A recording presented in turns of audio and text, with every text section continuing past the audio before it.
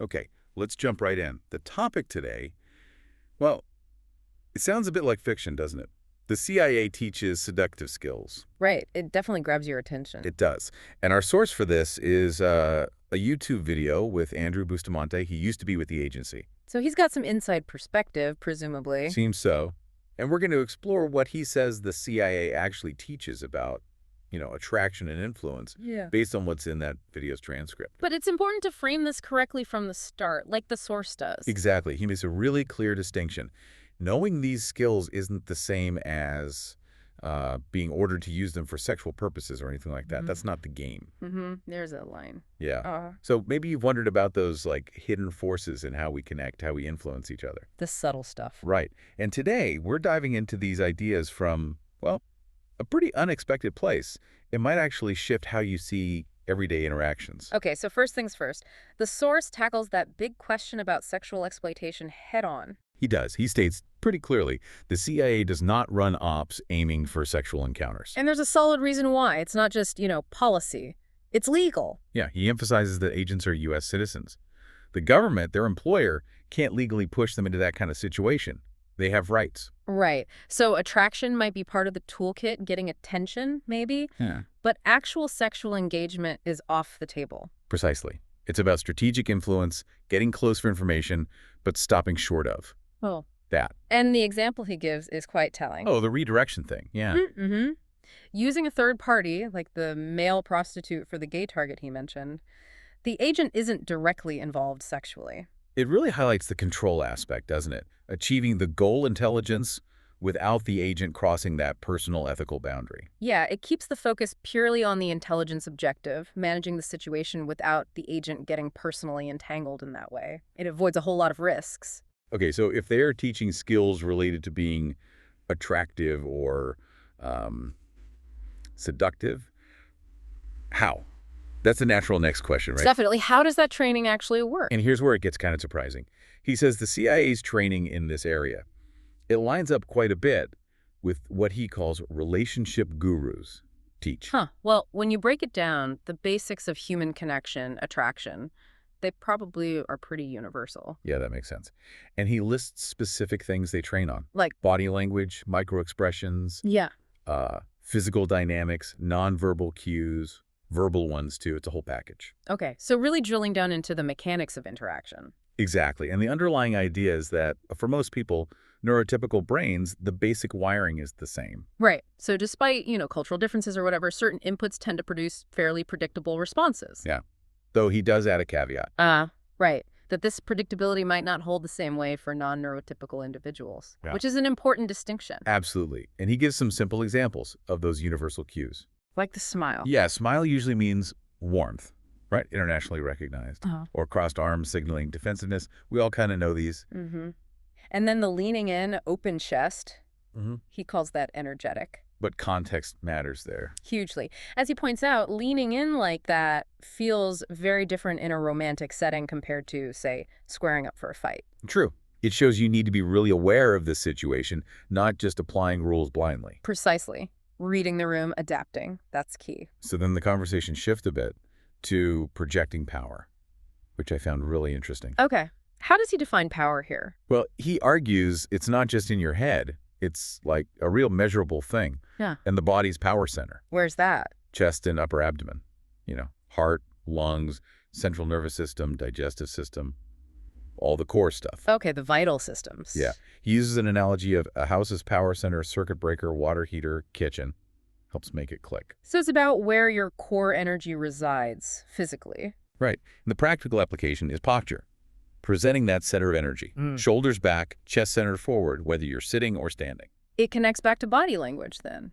How we physically carry ourselves communicates something. Definitely.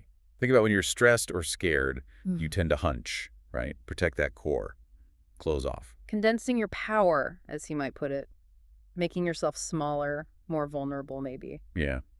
And he brings up that relatable thing about jocks in school. The posture. Yeah, that seemingly arrogant, chest-out stance. Maybe it wasn't always conscious arrogance, but just an unconscious display of, well, power or confidence. And you hear similar advice sometimes for, say, women in leadership roles: open the chest, project confidence. Exactly, it ties together. So this projection of power isn't just about seeming dominant then. No, he talks about applications like showing strength and support to loved ones, Wow. how you hold yourself even when sitting with family. Okay, so a calm strength. Yeah. And also deterring threats. The idea that criminals often look for targets who seem weak, closed off, unaware. So projecting that open, centered power signals you're aware, maybe capable of defending yourself, makes you less of an easy target. That's the idea. It's Yeah. a subtle shift in bearing that can have real consequences Interesting. Okay, so from power projection, we're next. to something maybe more expected from spies. Yeah. Lying and deception. Ah, the core skill set, some would say. He's pretty blunt about it. Says basically all CIA training is geared towards being able to lie effectively. How so? Pretending to be someone you're not for a reason you're hiding to get secrets. That's the job description, essentially. A stark way to put it, but probably accurate for espionage. And recruitment focuses on finding people suited for this. Two things. Okay. First, are they psychologically willing to lie? They screen for that. Makes sense. You need someone comfortable with deception. Second, and this is interesting, are they physiologically comfortable?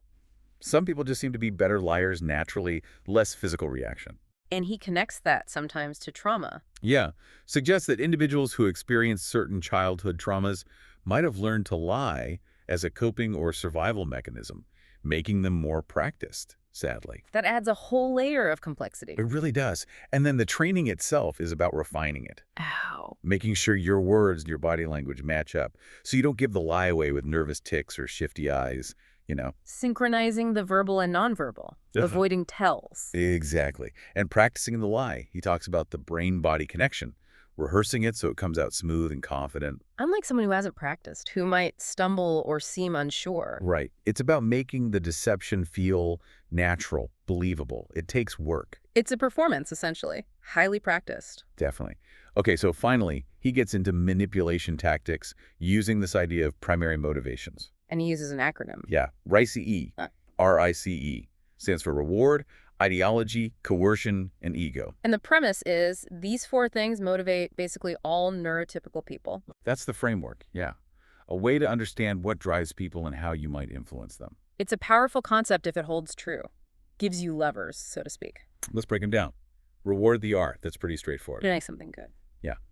Gifts, money, attention, opportunities, access. Anything desirable. Okay. Then ideology, the I. That taps into belief systems.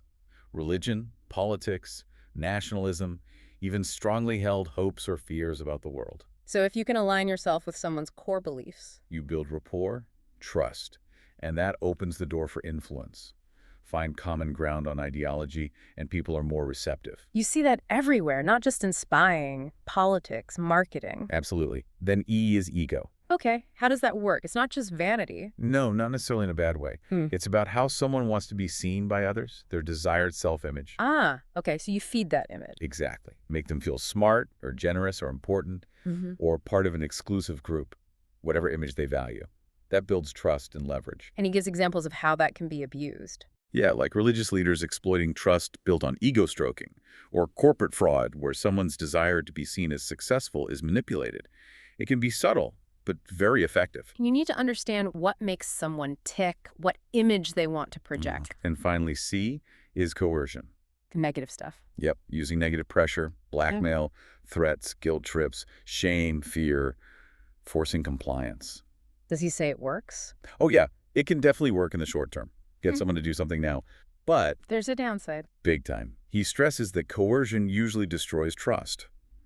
Once you coerce someone, that relationship is likely damaged, maybe permanently. Unlike the other three, reward, ideology, ego, where you can potentially build or maintain trust over time. Exactly. They can be renewable sources of influence, whereas coercion is more like a one-shot weapon that breaks the connection. You see these tactics in cults, abusive relationships too. It's a dark side of influence, for sure. So wrapping this up, it's been a pretty fascinating look into, well, a world most of us don't see. The CIA does teach skills related to attraction and power. But with clear boundaries, focused on strategic influence, not personal exploitation.